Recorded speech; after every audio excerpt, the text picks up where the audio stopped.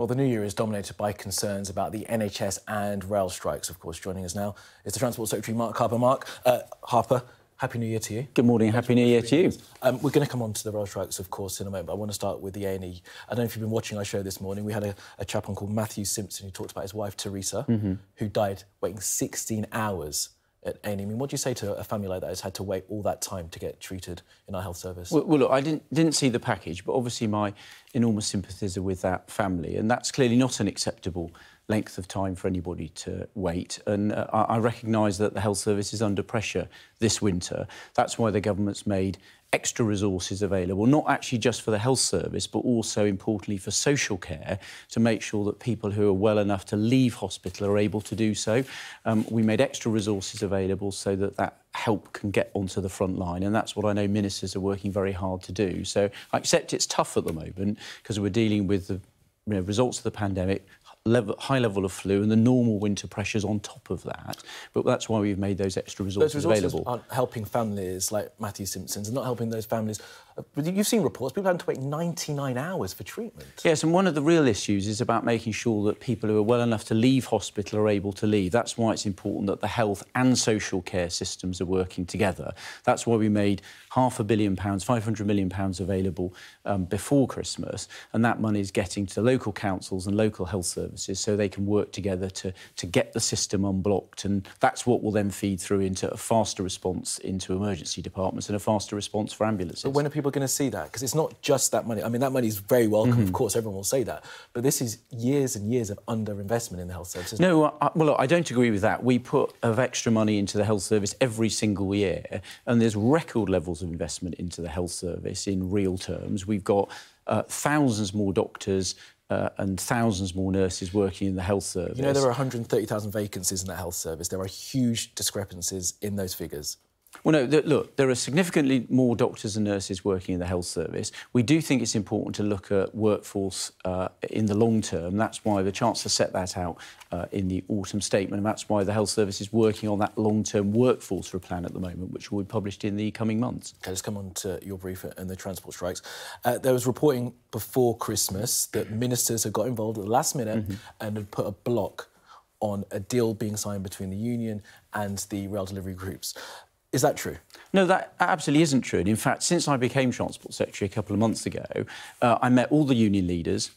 I tried to change the tone of the discussions, and I said that ministers would help facilitate the trade unions and the employers, that's the train operating companies and Network Rail, getting round the table. I made sure there was a new and improved offer that went to trade union members. That's why 2 of the unions have settled on Network Rail. The RMT recommended, though, sadly, that their members should reject that. But even so, a third of their members wanted to accept it. So, look, I think in the new year, it's time for the RMT to get off the picket line, back round the negotiating table, and ministers will do what we can to facilitate them coming to a deal with the employers. I want to get these rail disputes sorted out for the benefit of the travelling public. So there's no clause that's been inserted at the last minute about driver-only trains? Look, driver-only trains is not a new thing. They've been in place... They've been in place... For the unions, it's always been a red line. They've been in place since the 1990s. 55% of people that use trains are on services where there is driver-only operation. Workforce reform is important. We've got to get rid of some of these outdated working practices. So, for example, we can have a proper 7-day railway where the rail service isn't dependent on people being rostered to work on their days off. That doesn't deliver a good service for passengers. So we need modern railway. There's a fair and reasonable offer on the table, and I hope the RMT look to take it. I mean, you know that the RMT say that they work 7 days a week and it's not an issue about rostering. They say that there's not enough staff as well, which is perhaps part of the problem on those Sundays when people aren't... No, look, this is because there are days of the week when people don't have to work, they're not contracted to work, and the rail service depends on what's called rest day working, which is where people are rostered to work on their days off. And if they don't want to come to work, the trains companies find it very difficult to run those services. That's not a way to run a modern railway. We need a proper 7-day railway where people are rostered on each day and have to come to work on each day they're contracted to work, so that you can deliver better services for passengers. It's that sort of reform with a fair pay package that we want to see to resolve this dispute. Has that been offered? There has been a fair and reasonable offer on the table, which is comparable to what most people listening to this programme will have got across the economy.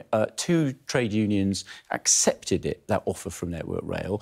The RMT are holding out against it, and I hope they get back round the negotiating table and off the picket lines, and we can try and hammer out a deal between the employers and the trade unions. They're saying they want to talk to you. They said they've had no contact for the past couple of weeks. Well, no, look, they met the rail minister, so the employers' trade unions and the rail minister met before Christmas. The rail ministers continued to talk to them across the Christmas period, and we're looking to have more meetings set up next week. I'd much rather those meetings took place this week instead of strikes taking place.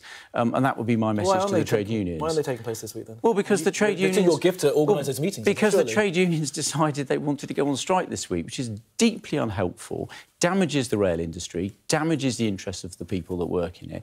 I want to see them back round the table, and we can try and hammer out a deal between the employers and the trade unions. That's what I want to see happen. That's what I'm doing, working really hard with the rail minister to try and sort out. Is there going to be an increase in the offer to these striking workers in terms of their benefits? Well, look, there's a fair and reasonable pay offer on the table. Look, there's not a bottomless pit of taxpayers' money here. The taxpayers put a huge amount of investment into the rail industry over the last few years when it was hit with a huge impact from the pandemic when people weren't travelling. And I think you've got to have an offer that's both fair to the people that work in the industry, but that's also fair to the taxpayer that's picking up the tab, and that's the balance that we're trying to strike. I mean, just a broader thought about the government that you represent and you're seeing all this strike action. I mean, how does that feel working in a government that has so many people within the public sector and the private sector out on strike because of the state of the economy and the way that they feel the country's being run? Well, look, it's not a surprise at the moment, with inflation being very high. We're seeing high inflation, driven by the war in Ukraine, the high energy prices. It's not surprising that people are under pressure. That's why the government's tried to make reasonable pay offers in the public sector. That's why, for example, we've accepted the independent pay review bodies in the health service, for example, which was above the government's own affordability constraints, but we accepted that offer in full to try and give people a fair pay rise. But look, I accept things are difficult at the moment. We want to try and get inflation back under control. That's the way that will help everybody in the economy. That's definitely the ambition. And do you accept that more can be done by government to try and get this resolved? People are asking questions about where the Prime Minister has been. People are asking questions about Parliament being recalled this week to try and resolve some of these issues. Well, look, the Prime Minister's been working, I think, had a short break for Christmas Day. He's been working across the Christmas period. We put in place those offers before Christmas on pay. We've accepted the pay review body's recommendations in the health service, for example, and I think ministers are going to continue trying to do what we can to resolve these disputes. But as I said, it has to be fair both for the people that work in the public sector, but also for the taxpayer that has to meet those bills. And that's what the government's going to continue trying to do. Now, you said you've not been able to speak to the RMT so far this week. You'd like to, but I'm going to be speaking to him in a little while's time. What would you want to say to Mick Lynch? Well, look, I had a perfectly constructive meeting when I met Mick Lynch after I took on this job. I'd say, look, the rail minister's trying to get some more meetings sorted out this week. Let's get off the picket line. Let's get round the negotiating table. I made sure there was an improved offer that went to trade union members. Let's try and hammer out the detail. You get these disputes resolved round the negotiating table, not on the picket line. And that would be my message to Mr Lynch. OK. Mark Harper, Transport Secretary. Pleasure. Good to speak to you. Thank you very much this morning.